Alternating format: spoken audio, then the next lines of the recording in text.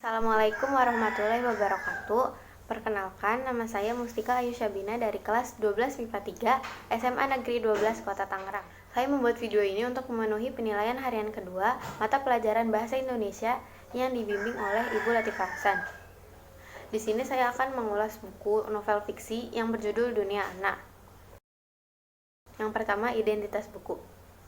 Buku ini berjudul Dunia Anak, ditulis oleh Jostein Gaarder. Diterjemahkan ke dalam bahasa Indonesia oleh Irwan Syahrir, diterbitkan oleh penerbit Mizan, cetakan pertama dalam bahasa Indonesia yaitu tahun 2014. Buku ini memiliki tebal 245 halaman. Yang kedua, sinopsis. Buku ini menceritakan tentang seorang gadis asal Norwegia yang bernama Anna Nirut. Anna adalah seorang pelajar SMU yang akan berusia 16 tahun pada tanggal 12 Desember 2012. Ketika umurnya 16 tahun nanti, Anna dijanjikan untuk mewarisi sebuah cincin ruby yang berusia lebih dari 100 tahun oleh tantenya. Anna juga memiliki pacar yaitu kakak kelasnya yang bernama Jonas. Anna bisa dibilang mempunyai keanehan. Dia itu suka berfantasi yang terlihat sangat nyata. Dan mimpi dalam tidurnya juga terlihat sangat nyata sehingga dia bisa mengingat apa saja yang ada dalam mimpinya itu ketika bangun tidur. Pada pertengahan bulan Oktober tahun itu, orang tuanya menyuruh Anna untuk pergi ke Oslo untuk menemui seorang psikiater yang bernama Dr. Benjamin. Dr. Benjamin bertanya apa yang dikhawatirkan Anna. Kemudian Anna menjawab pemanasan global. Karena Dr. Benjamin tidak bisa memberikan terapi apa-apa, Dr. Benjamin mengusulkan untuk Anna mengikuti atau membuat organisasi lingkungan. Kemudian setelah pulang dari Oslo, dia bermimpi menjadi seorang gadis yang bernama Nova. Ternyata Nova adalah cicitnya pada tahun 2082. Dan Anna sendiri telah menjadi nenek buyut yang dipanggil Ola. Tuh, binatang-binatang yang sekarang masih ada di sana sudah punah dan hanya bisa dilihat melalui video saja. Karena rasa penasaran, Nova mencari nama Anna Nirut di internet. Lalu dia terkejut setelah menemukan sebuah surat yang berasal dari tahun 2012. Dari hasil temuannya itu, Nova tahu bahwa yang merusak bumi adalah generasi nenek buyutnya. Lalu Nova marah besar dan meminta binatang yang sudah punah dikembalikan ke tempat asalnya. Lalu neneknya menjawab, mungkin dunia ini bisa mendapat kesempatan baru. Nah, di kisah ini, Nova itu bertemu dengan lelaki Arab yang setelah dewasa akan menemaninya ke pengadilan iklim internasional. Akhir dari kisah Nova ini adalah Norwegia dan Emirat Arab dihukum oleh pengadilan iklim internasional agar membayar 97% dari dana minyak nasionalnya untuk memberantas kemiskinan dan berbagai usaha penyelamatan lingkungan. Yang ketiga, unsur intrinsik. Intrinsik yang pertama yaitu tema.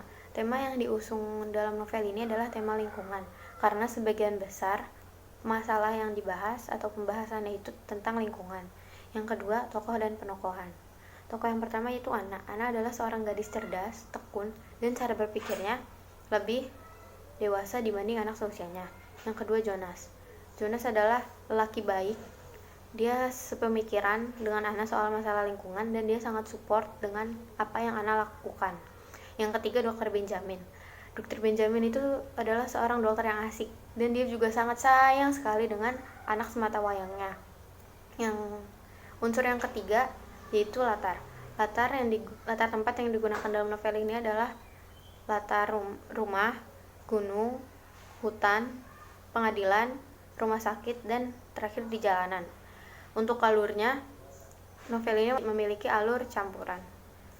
Gaya bahasa dalam novel ini seperti buku-buku biasa karena novel terjemahan, jadi penulisannya sesuai KBBI. Yang keenam, sudut pandang. Sudut pandang yang dipakai di sini adalah sudut pandang orang ketiga. Yang terakhir, amanat. Amanat dari buku ini yang dapat saya ambil adalah bumi kita ini harus dijaga, karena yang dapat menempati bumi ini bukan hanya manusia yang hidup saat ini saja, tetapi anak cucu kita nanti berhak mendapatkan itu semua. Selanjutnya adalah unsur ekstrinsik. Yang pertama, biografi pengarang. Jostein Gaarder adalah seorang penulis novel filsafat dunia Sophie yang merupakan buku fiksi terlaris pada tahun 1995. Ciri khas tulisannya adalah memadukan keindahan dongeng dan kedalaman perenungan yang dapat dinikmati dalam karya-karya lain, diantaranya Putri Sirkus, Maya, Perpustakaan Ajaib Bibi Boken, dan masih banyak lagi. Gardir juga aktif dalam kegiatan pencinta lingkungan. Yang kedua, nilai-nilai yang terkandung. Nilai-nilai yang terkandung dalam novel ini adalah nilai sosial dan nilai moral.